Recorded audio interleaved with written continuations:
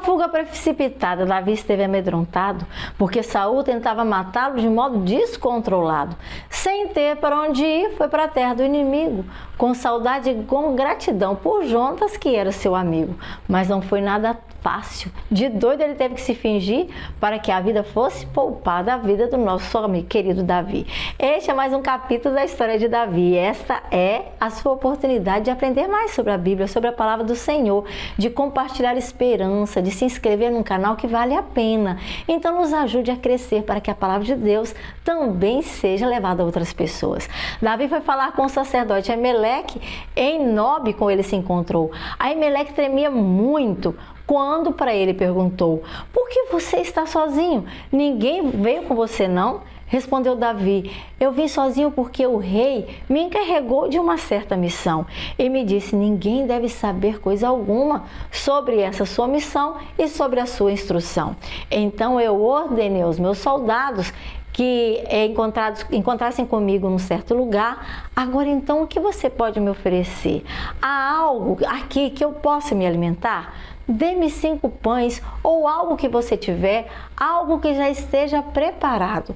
O sacerdote, contudo, respondeu a Davi: não tenho pão comum, somente pão consagrado.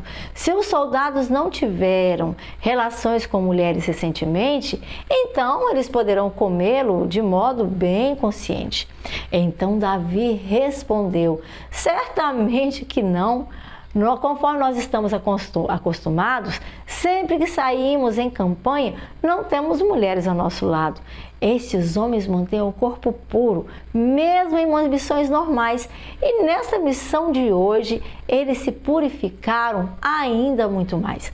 Então o sacerdote lhe deu os pães consagrados, visto que não havia outro, além do pão da presença, que era retirado de diante do Senhor e substituído por pão quente no dia em que era tirado.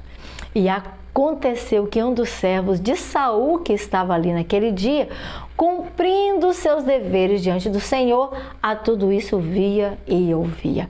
Era o edomita Doeg, e os pastores de Saul ele chefiava, e justamente naquele momento, naquele lugar ele estava.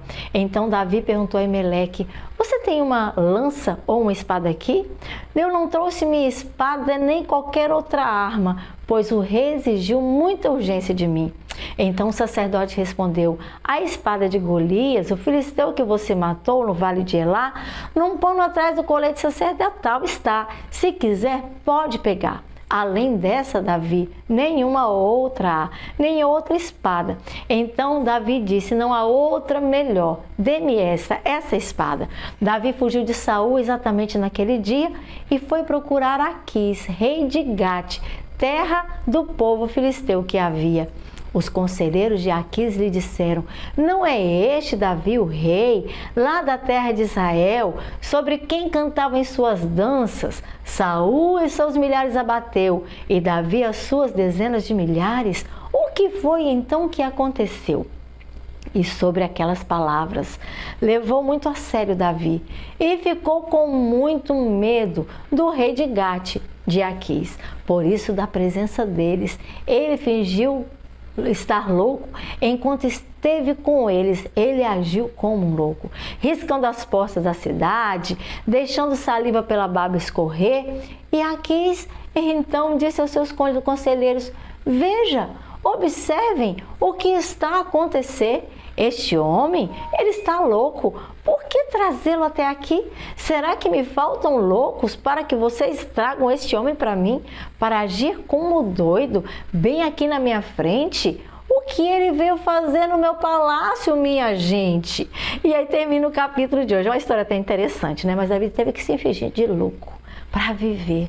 Meus queridos, a gente às vezes precisa se fingir de louco também em algumas situações. É muito preocupante algumas situações que nós enfrentamos. E Jesus já disse certa vez assim: sejam prudentes, simples como as pombas e prudentes como as serpentes. Sabe quem nos dá sabedoria para enfrentar o mal? Somente Deus.